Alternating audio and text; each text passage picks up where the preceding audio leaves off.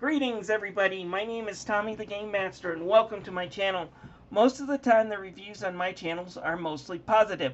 I don't do these to Angry Video Game Nerd or even Angry Joe, but occasionally I do feel like I need to rip a game a new one.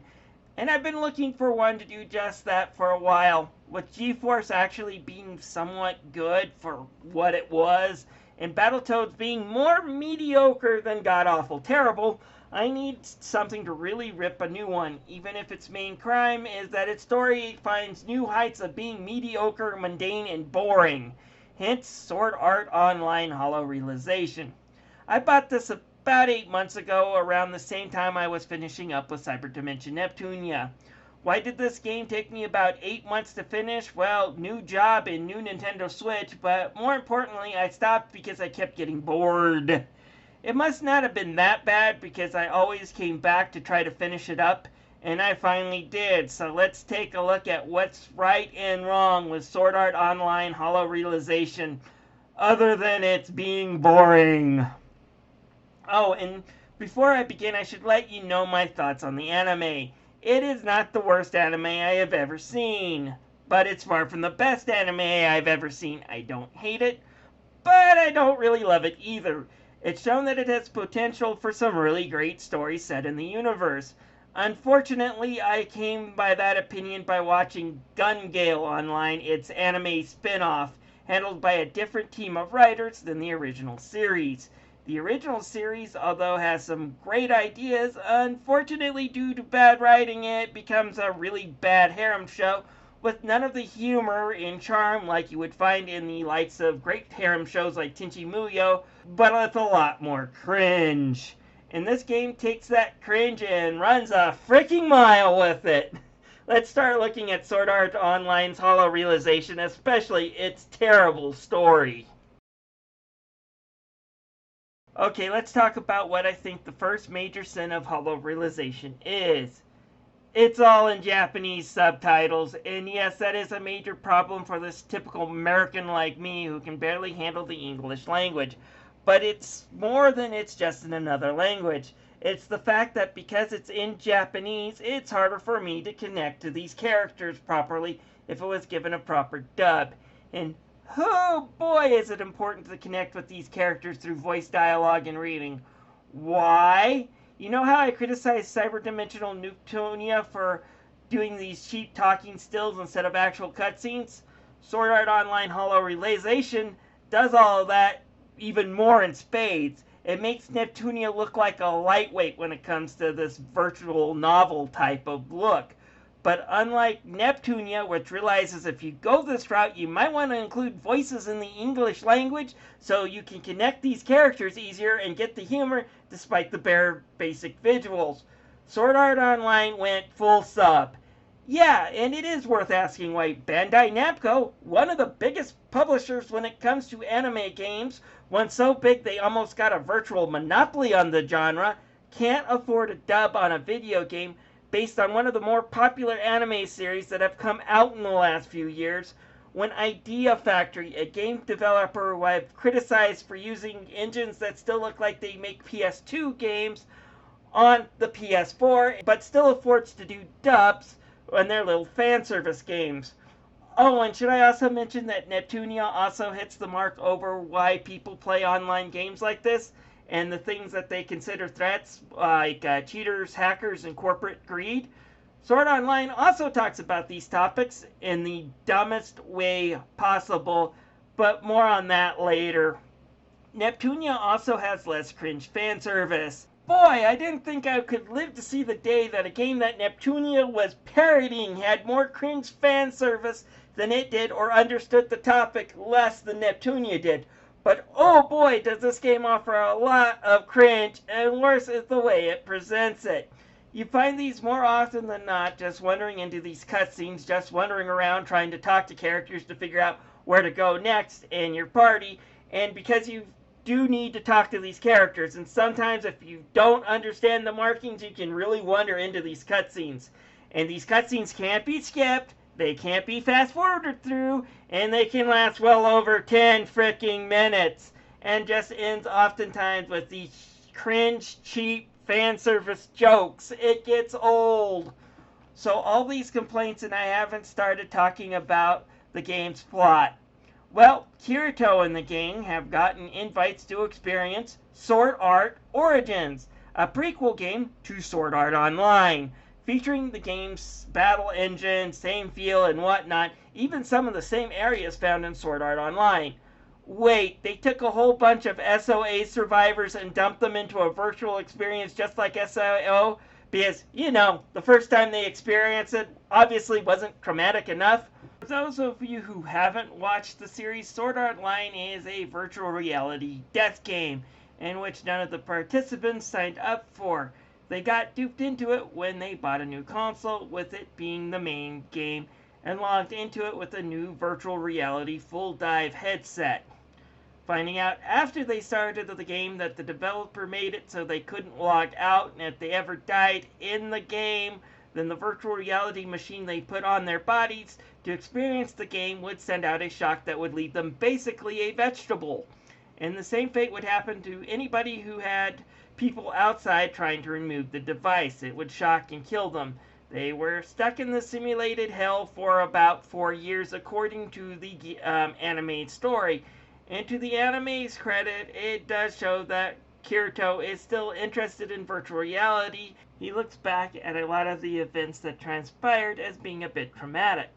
Not so in this game, because immediately you start hearing the characters do comparison to how the dungeons have minor differences in layout.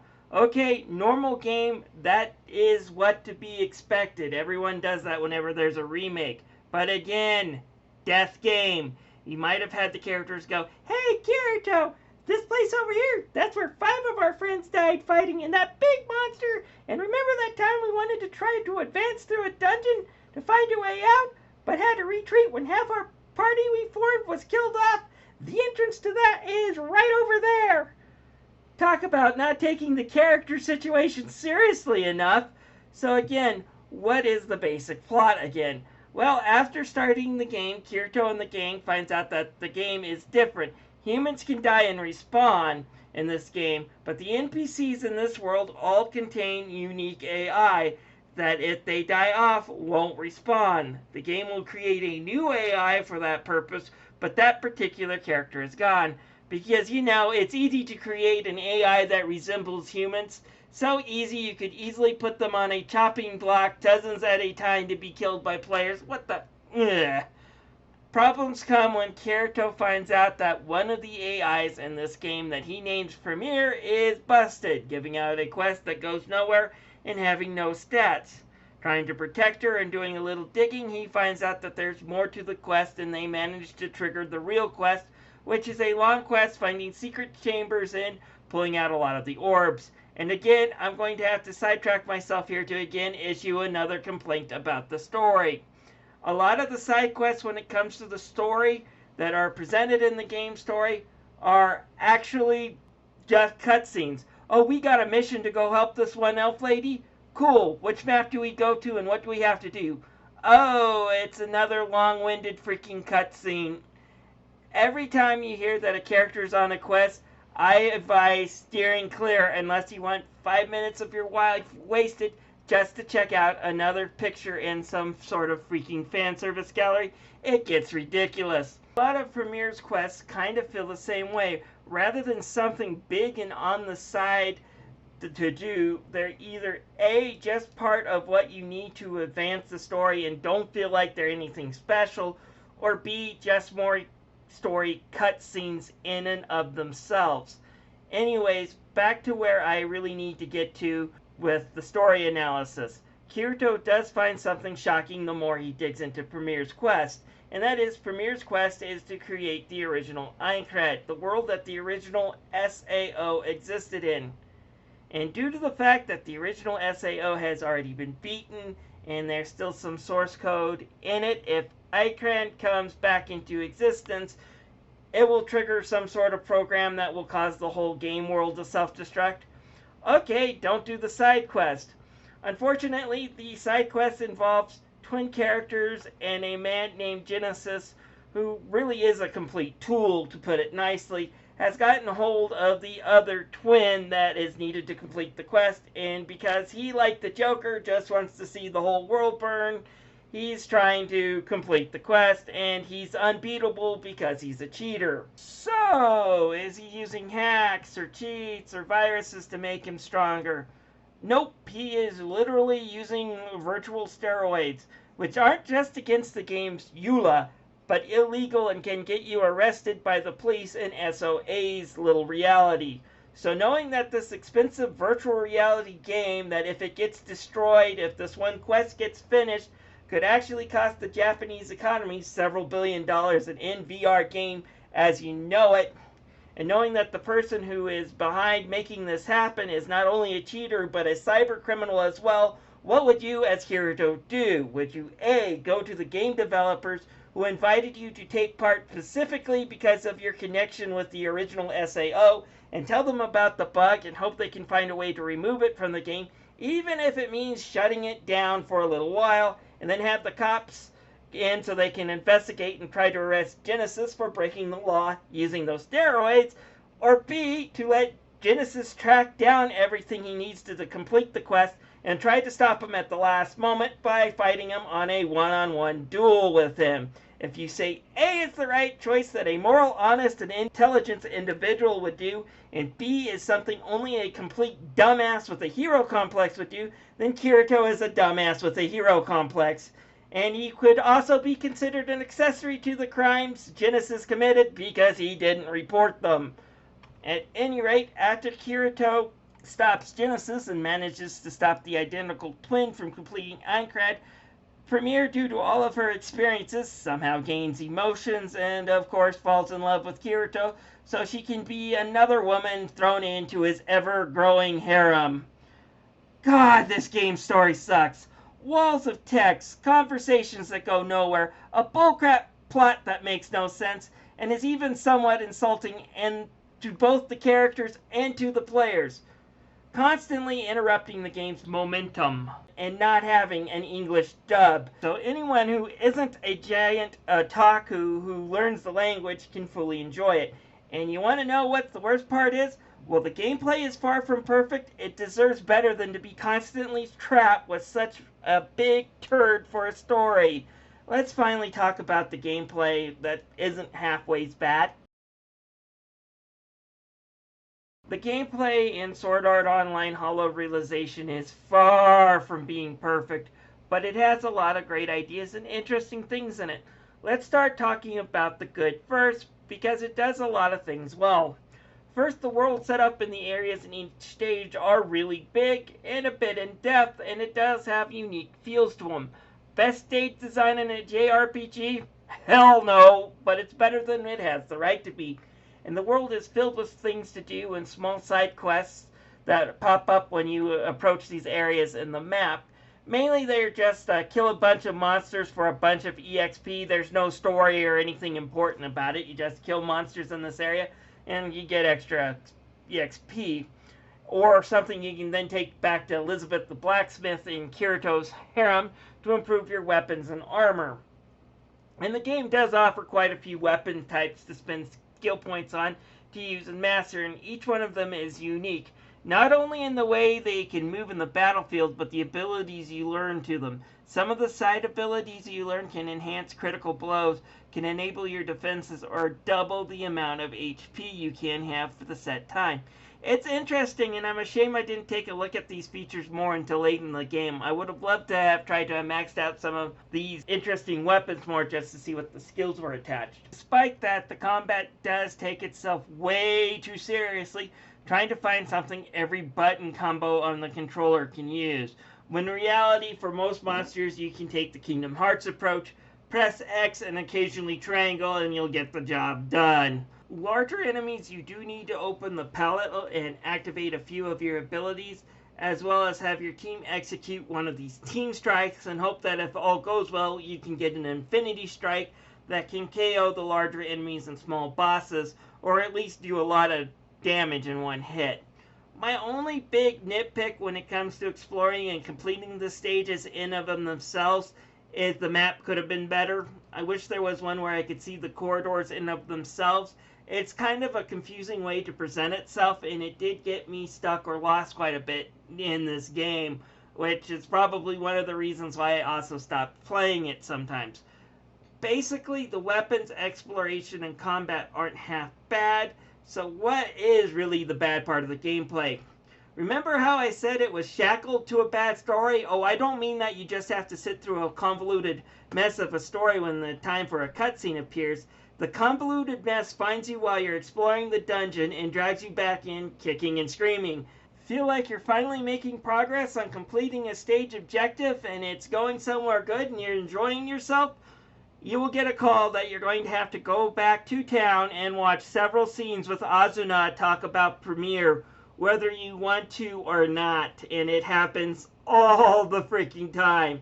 And to make matters even worse, if you can't directly equip or power up your party members yourself, in order to power up or give new items to characters, you have to play Waifu Dating Simulator.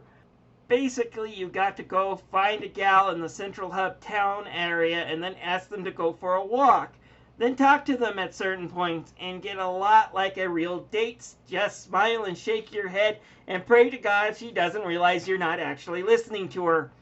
In a way, it is actually like a real dating. Doing it successfully can give you side buffs and abilities to give to her. It's also a really long, tedious pain in the neck. And if you want to give her weapons and armors, you have to gift them to her while on one of these dates. It's a lot of tedious that could have been solved just by having a party option in the menu screen. And yes, Klein and other male party members can join your team. Don't ask what you have to do to power them up. There's a reason why all my party members were female, though. Oh, and one last complaint to issue. It's the same one that pissed me off with Neptune, and it pisses me off here. If online, it's okay to not be able to pause and stop the game. It is an online game. But when I'm playing a single-player game and I want to easily stop the action so I can go to the bathroom or something else needs to get done, I want to fricking pause. I don't care if you're trying to play pretend MMO. What you're imitating is just an imitation. You can put in a freaking pause menu. Good God. Well, in the end, the gameplay is still pretty decent. Almost good. Just not good enough to escape the bullshit of this game's story. The graphics in this game are good. Each character's 3D models looks a lot like their anime counterpart. The areas in themselves are unique enough not to feel boring, at least until I found myself lost or stuck in an area for longer than what I was intended to be in that area. On the bad side is the game can slow down and frame rate skip a bit. And the enemy designs really do have a samey appearance to them. I can only kill the same buffalo-looking monster a time or two before I find it getting really tedious. Also, the game does occasionally put enemies behind walls in the last two dungeons, but since they couldn't really hurt me standing there, I really didn't mind too much. Still, I do have to say the way the monsters blow up into particle effects never really got old, and while there are a few CGI anime scenes here and there, most of the story is once again told through these bare bones visual novel cutscenes, and it gets boring looking at that in a way. But still, the way the areas look, the way the characters are designed, it's still a decent looking game. The music in this game, for the most part, was nothing to complain about, but I don't remember much of it afterward. And I already mentioned that. Again, Japanese subtrack, and it exists throughout the entire game.